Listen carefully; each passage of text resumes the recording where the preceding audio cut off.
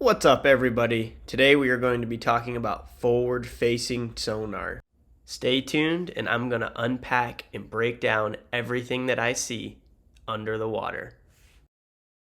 If you look on the far right side of the screen here, you can see my lure right there coming through. You can see the fish coming out of the brush. Anytime you see the fish flying out of the brush like that, it's a very good sign. I actually hooked this one. You can see here, I'm fighting it back to the boat. Other fish are following it back to the boat. But that just shows they're aggressive. Again, here we have another brush pile. You can see all of these fish come aggressively out of the pile. I'm actually working a topwater here, and you can see this fish actually blew up on it and eventually gets hooked. But you can see each individual limb, and then all of these individual blobs or little blurs are fish. Same thing here. There's my lure. Fish come out to investigate. You can see most of those fish in this area didn't even move. So all of these little dots in the brush are individual fish. So there's a lot of fish in that pile. Most of the time when you're fishing brush pile lakes, you want to see the fish on top of the brush pile, like we saw there, and that just means they're in a feeding state.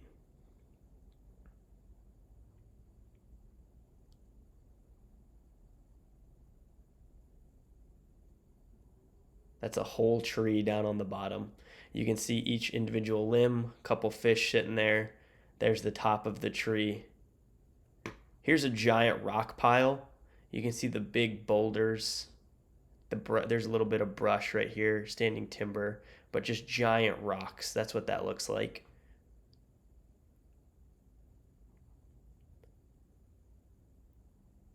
More brush here, just a small little pile.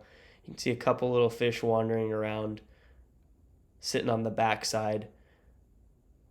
Here's an example of bait.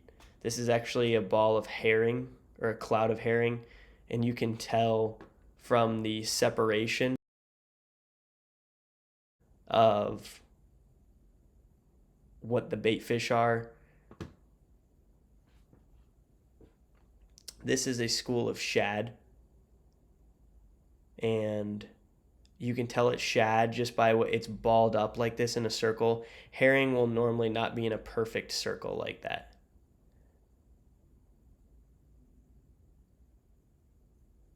Here's another giant tree. Some little fish. You can tell the size of the fish on your forward facing by the size of the blob. You can see here, not very big blobs, so these fish aren't very big. But you can see in great detail these trees or these brush piles.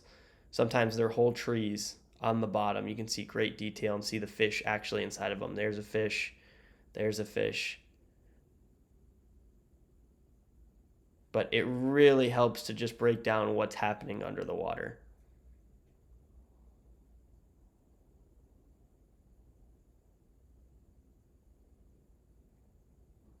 Here they come. There they go. Come flying out of the brush. There's a single fish back here just hanging out on the point. But look at how many fish are there, guys. And it looks like I've got one of them hooked up. You can see this one struggling. The rest of the fish are with it. Oftentimes they'll try to take whatever that fish had out of its mouth. Sometimes you can catch two. Here's the school of fish. Each individual blob is a fish just sitting under the boat. And here's a school of fish just sitting up on this point. You can see all of them up there.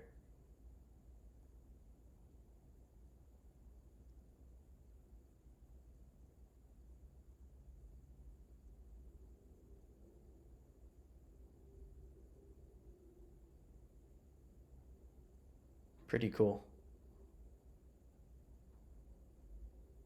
More giant boulders. This is just a giant boulder pile. Those fish are sitting right up above it. And it looks like there's a bunch of bait and herring and shad and bluegill all under those little dots.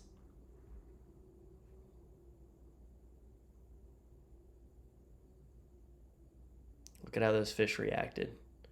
Pretty aggressively. Look at that one. They wanted the top water, but they didn't eat it.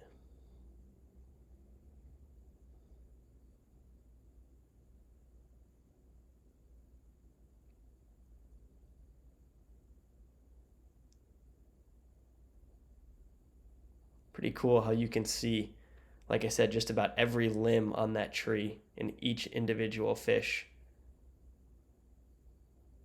And it just helps you to cycle through baits and understand what they're feeding on or reacting to that particular day so you can dial it in. There's some more shad, school of shad. See how it's balled up like that?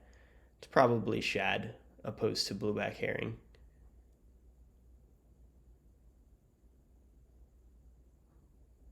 Here's more fish and brush. They're sitting on the backside of the brush pretty high, so they should be pretty aggressive. I have used all of the 3 brands of forward-facing sonar. That includes Humminbird, Lowrance, and Garmin.